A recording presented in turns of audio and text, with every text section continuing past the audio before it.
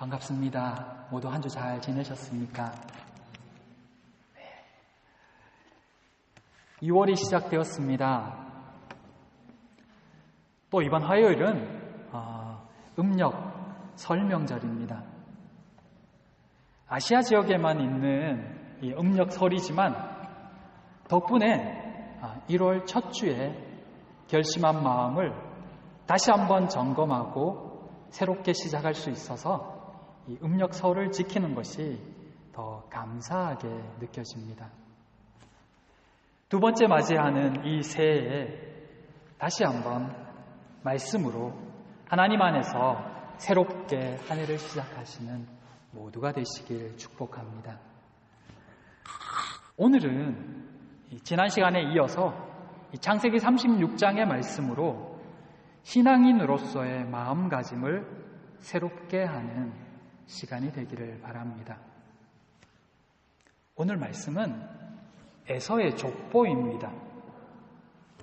우리는 족보하면 따분하고 지루한 이야기, 알 수 없는 사람들의 이야기만 잔뜩 기록된 것이라고 생각합니다. 실제로 잘 모르는 이름들만 기록된 내용을 보고 있자면 이걸 왜 읽어야 하나라는 생각이 들기도 합니다.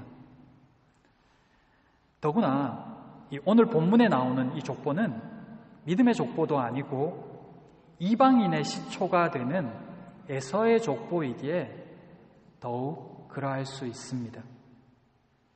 그러다 보니 성경에 이런 족보까지 꼭 기록해야 하는가라는 의문이 들 수도 있을 것입니다. 그러나 성경에 기록된 족보는 단순한 이름의 나열이 아닙니다. 그 안에는 그들의 역사와 삶의 방식, 그들이 중요하게 생각하는 것이 무엇이고 무엇을 추구하며 어떻게 살았는가가 들어 있습니다. 그래서 이 족보를 연구하다 보면 그들이 누구이며 어떻게 살았는가를 깨달을 수 있는 것입니다. 특별히 이 세상 사람들의 삶을 보여주는 이 에서의 족보는 우리가 신앙인으로서 어떻게 살아야 될지를 보여주는 반면교사의 역할을 해주고 있습니다. 그러기에 그들의 삶을 살펴보므로 우리는 어떠한가를 점검해 볼 수 있다는 점에서 오늘 이 족보는 우리에게 많은 유익이 됩니다. 이 시간 저들의 모습을 통해서 우리 가운데 배어있는 세상의 모습과 생각들을 다시 한번 살펴보고 하나님께서 한 해를 새롭게 시작하는 우리에게 어떤 말씀을 깨닫게 하시는지 함께 들으면서 또 다짐하는 이 시간 되기를 바랍니다. 첫째, 에서가 세일산에 거주하니라. 오늘 이 족보는 에돔 족속의 조상이 되는 에서의 결혼 이야기부터 시작합니다. 그는 3명의 여인과 결혼한 것으로 나옵니다. 그런데 그 여인들이 모두 이방 여인입니다. 이것은 에서의 신앙이 어떠한지를 보여주고 있는 것입니다. 믿지 않는 여인들이 다 잘못되고 틀렸다는 말을 하고자 함은 아닙니다. 하지만 당시 문화에서 그 이방 여인들은 모두 하나님을 모를 뿐만 아니라 이방의 우상 문화가 삶인 여인들이었습니다. 어떻게 보면 하나님을 모르는 여인들이라도 믿음의 집안으로 시집 왔으니 잘된 것 아닌가라는 생각을 해볼 수도 있을 것입니다. 하지만 그 이후의 모습을 보면 그들이 세운 가정은 결국 하나님과 상관없는 가정이 되었음을 알 수가 있습니다. 에서는 이삭의 맏아들입니다. 장자입니다. 이 가정은 하나님이 누구신지를 잘 아는 집안이었고 하나님을 믿고 하나님의 은혜를 직접 경험한 선택된 집안이었습니다. 그런데 그 집안의 맏아들이 전혀 신앙과 상관없는 결혼을 했고 또 그런 가정을 이룬 것입니다. 그 후에 그나마 이 부모의 마음에 들고자 나름 생각해서 선택한 것이 이스마엘의 딸을 아내로 삼는 것이었습니다. 에서는 이스마엘이 이삭의 형이니 그 집의 딸이면 부모님이 좋아하실 것이라고 생각했던 것입니다. 하지만 그 집안 역시 하나님과 상관없는 집안이었습니다. 에서의 가치관이 어디에 있는지, 그가 영적으로 얼마나 어두운 자인지를 분명히 보게 합니다. 그에게 중요한 것은 신앙이 아닌 눈에 보기에 좋은 것이었고 사람들의 생각, 사람들의 이목이었던 것입니다.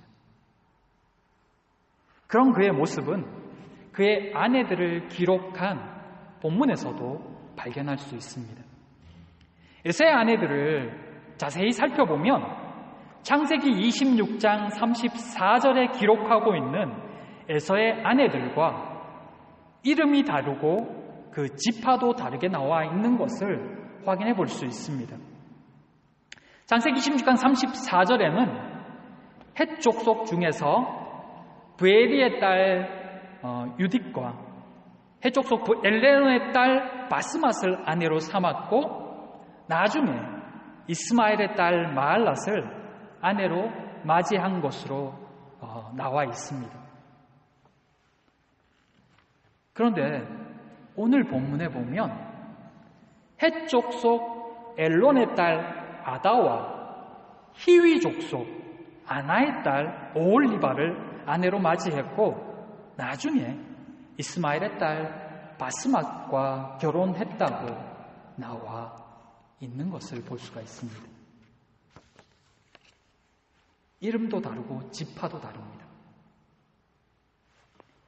이름이 다른 것은 이해가 됩니다. 왜냐하면 한 사람이 두세 가지 이름을 가지고 그 이름으로 불리고 있는 것은 성경 여러 곳에서 확인해 볼 수 있기 때문입니다. 그런데 더 중요한 것은 문제는 사람이 다르고 순서가 달라졌다는 것입니다. 그 중에 하나가 바로 히위 족속 오홀리바입니다. 히위 족속은 창세기 36장 20절에서 보듯이 헷 족속이 아니라 호리 족속 세일의 자손입니다.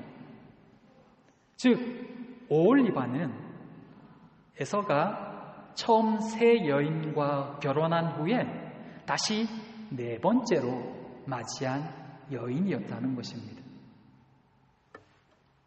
처음 결혼했던 헷 족속 중 이 부에리의 딸 유딧의 이름이 빠진 것은 아마 일찍 죽거나 해서 그 이름이 빠진 것으로 이해됩니다.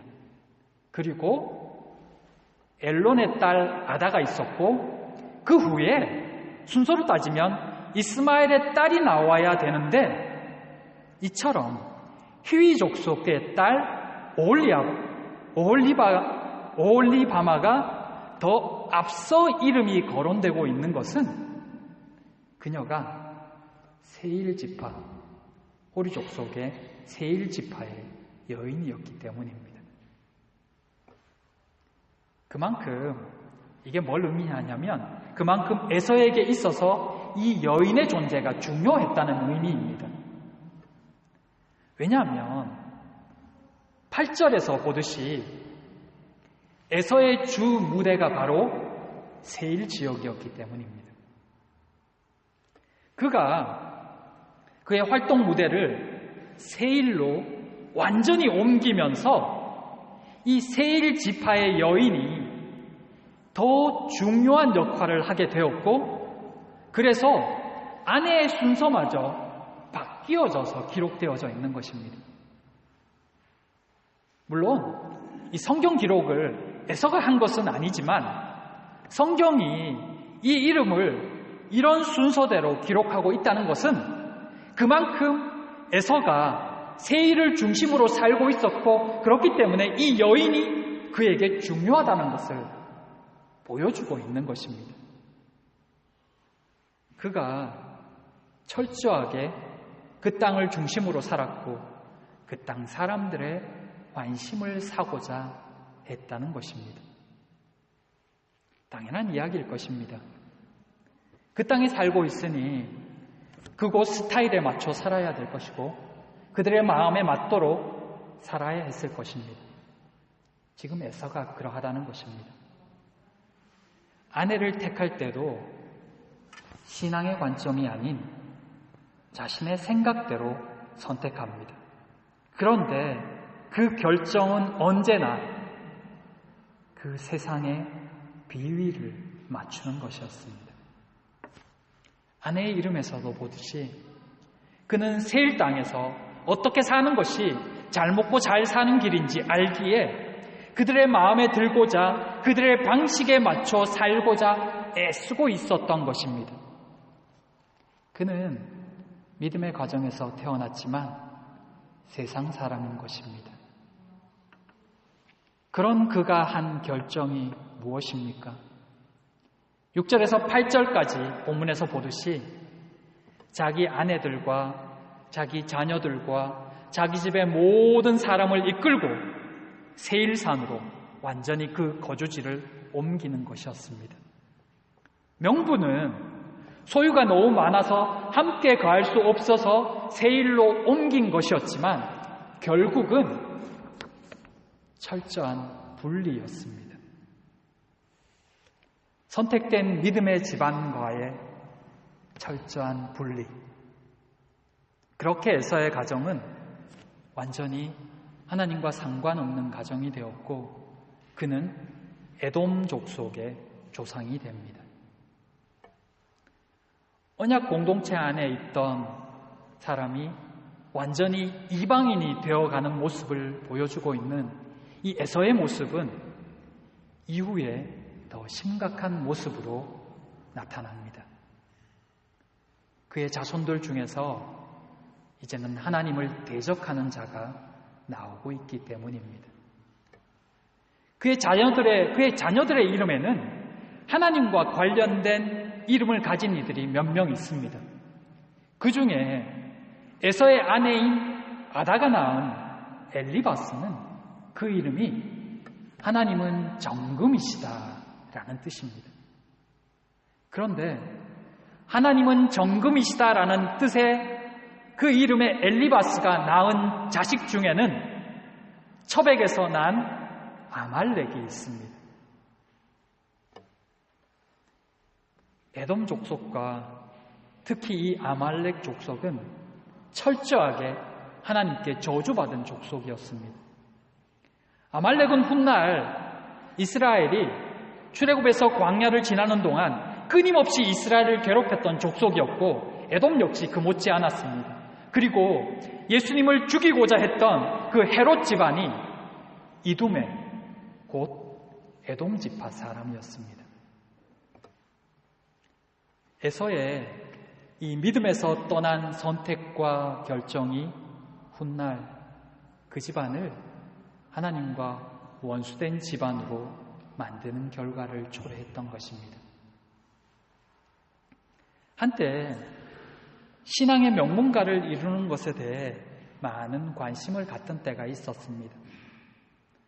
그 핵심은 그 모든 것의 주인 되신 하나님께 어떻게 반응하느냐에 달려 있다는 것입니다. 그런데 그것을 명확히 보여주는 증거가 바로 쌍둥이 형제 에서와 야곱의 모습이었습니다. 둘 다 믿음의 가정에서 태어났지만 하나님께 어떻게 반응했는가에 따라서 한 가정은 결국 믿음의 가정으로 또 한 가정은 완전히 하나님을 떠난 가정이 되어버린 것입니다. 사랑하는 우리 모든 성도님들께서 오늘 이 에서의 족보를 다시 한번 기억해 주시기를 바랍니다. 한 사람의 결정이, 특별히 믿음 없는 결정이 자녀에게, 가정에, 또 후대에 얼마나 큰 영향을 미칠 수 있는지를 말입니다. 나는 무엇을 중요하게 생각하고 있는지, 어떤 삶의 방식을 추구하고 있는지 철저히 살피시기를 부탁드립니다. 그렇게 다시 한번 스스로를 점검하며 이 한 해를 새롭게 시작하시는 모두가 되시기를 기도합니다. 둘째, 그들이 받을 재앙을 받지 말라. 지금까지 우리는 이 에서의 믿음 없는 행동과 선택에 대해서 이야기를 나누었지만 실제 그 후손들이 모두 힘든 인생을 살았던 것은 아닙니다. 세상 관점으로 봤을 때 그들은 오히려 더 빨리 발전했고 또 잘 살았던 것을 볼 수가 있습니다. 31절에서도 볼 수 있듯이 이들은 일찍부터 왕정 제도를 받아들여서 왕을 중심으로 체계적인 조직으로 나라를 발전시켰고 강해졌습니다. 그렇게 강력한 힘으로 다른 나라들을 정복해가며 그 세력을 확장하고 풍부한 부도 누릴 수 있었던 것입니다. 그것에 비하면 이스라엘은 오랫동안 나라는 고사하고 땅도 제대로 소유하지 못했습니다. 나중에 출애굽하고 가나안에 정착해서도 그저 지파 중심으로 그렇게 살았던 것을 볼 수가 있습니다. 그러다가 사사기 시대 만렵에야 그나마 이 왕이 있는 이방 국가들을 부러워한 이스라엘 백성들이 억지로 우겨서 왕을 세우기 시작한 것입니다. 그때 세워진 왕이 사울 왕이었습니다. 이스라엘 백성들이 보기에 이방인들이 훨씬 더 잘 사는 것 같고 안전한 것 같고 평화스러워 보였던 것입니다. 실제 세상에서는 세상 사람들이 훨씬 더 지혜로운 듯 보여집니다. 누가복음 16장 8절에 보면 불의한 청지기가 자기 살 곳을 찾고자 주인에게 빚진 자들을 다 불러 모아서 자기 마음대로 그들의 빚을 탕감해주는 이야기가 나오고 있습니다. 나중에 주인에게 쫓겨났을 때를 대비해서 자기 나름대로 대비책을 세운 것입니다. 그러자 예수님께서는 이렇게 말씀하십니다. 이 세대 아들들이 자기 시대에 있어서는 빛의 아들들보다 더 지혜로움이니라. 이 세대의 아들들이 자기 시대에 있어서는 빛의 아들들보다 더 지혜로움이니라. 한마디로 세상 사람들이 세상 방식의 삶에는 더 익숙하고 노련하다는 뜻입니다. 어떤 방식이 세상 살아가는데 유리한지 잘 안다는 것입니다. 세상의 가치관이 몸에 배어 있는 것입니다. 그렇기 때문에 어떤 상황을 만나던 그들이 가지고 있는 그 가치관을 따라서 재빨리 행동한다는 것입니다. 이러다 보니까 많은 신앙인들도 세상에서 사는 동안에 갈등하게 됩니다. 신앙을 따라 사는 것보다 세상의 방식과 세상의 길을 따라 사는 것이 더 지혜롭고 좋아 보이기 때문입니다. 그렇게 점점 교회 일은 신앙인의 모습으로, 세상 일은 세상 방식대로 살아가는 두 가지 잣대를 가진 신앙인이 되어버리는 것입니다. 그런데 더욱 심각한 것은 나중에는 하나님의 일마저도 세상 방식을 따라하게 된다는 것입니다. 그렇게 되는 이유는 그 세상 방식이 더 좋아 보이기도 하고 또 이미 몸에 세상 방식이 익숙해져 버렸기 때문이기도 합니다.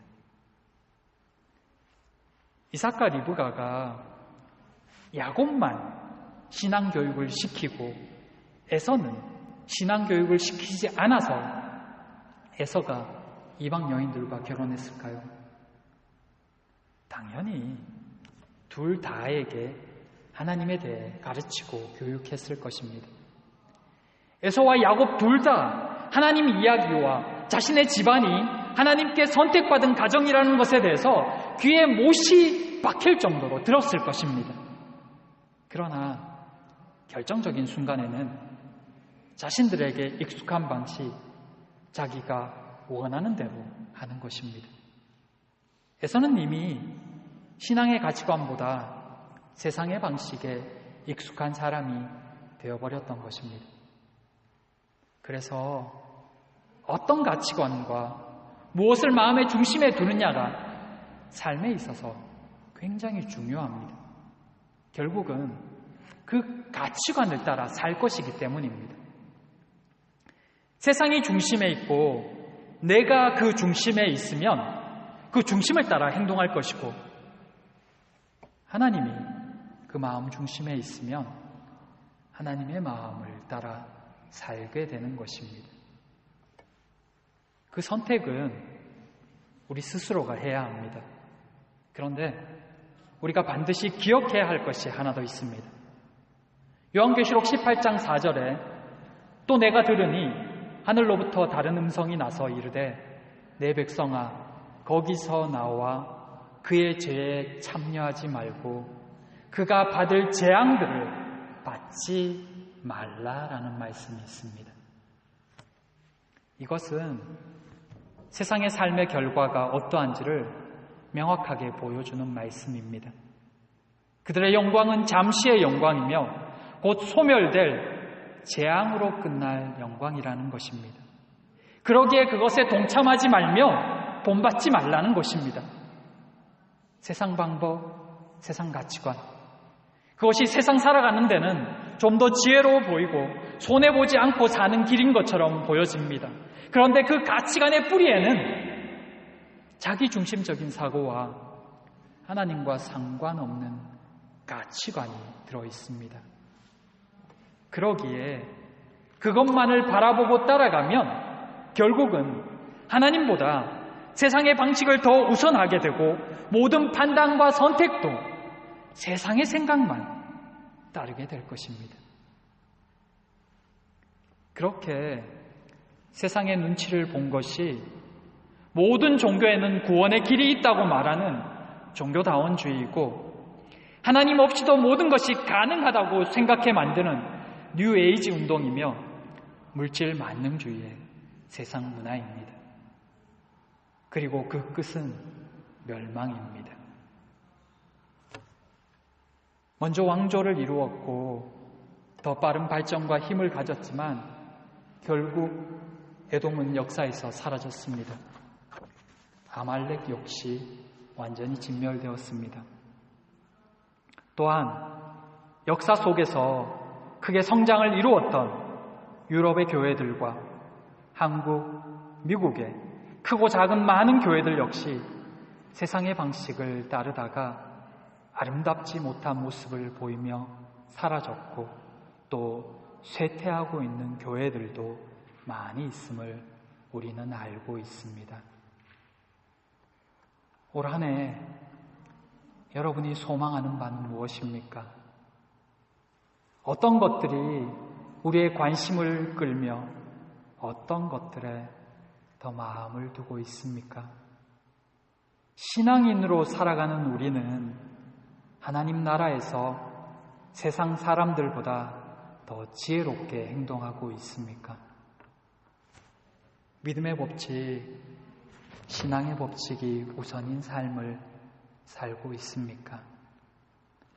사람들의 환심, 사람들의 마음이 아닌 하나님의 마음과 은혜를 더 사모하고 계십니까? 올 2019년은 하나님을 더 많이 사모하는 모두가 되시기를 바랍니다. 하나님 나라 자녀답게 참 지혜와 영적인 안목이 더 높아지는 모두가 되시기를 축복합니다. 더 많이 사랑하고 더 많이 섬기고 더 많이 기도하며 하나님께 더 가까이 나아가는 모두가 되시기를 진심으로 축복하며 기도합니다. 기도하겠습니다. 세상의 주인 되신 아버지 하나님을 떠난 민족이었지만 에사의 후손들에게도 번성의 복을 주신 하나님의 은혜를 보았습니다. 그럼에도 하나님께로 돌아오지 않으며 자신들의 길로 간 그들의 모습도 보았습니다. 그리고 그들의 끝도 보았습니다. 그들의 모습을 통해 우리의 삶도 돌아봅니다. 믿음 없는 선택을 했던 우리의 어리석음을 용서하여 주시옵소서. 이제는 하나님 안에서 바른 걸음, 믿음의 길을 걷는 우리가 되게 하여 주시옵소서. 저들의 끝이 우리의 끝이 되지 않기를 기도하오니 하나님, 우리를 붙들어 주시옵소서. 올 한 해 더욱 하나님의 마음을 깨닫고 하나님의 기뻐하심을 따라 하루하루 살아가며 하나님이 주시는 은혜로 더욱 감사와 행복한 삶을 살아가는 우리가 되기를 소망합니다. 하나님, 우리에게 믿음을 더하여 주시옵소서. 이 한 해 더욱 하나님의 은혜만으로 충만하기를 소망하오며 예수님 이름으로 기도드립니다. 아멘.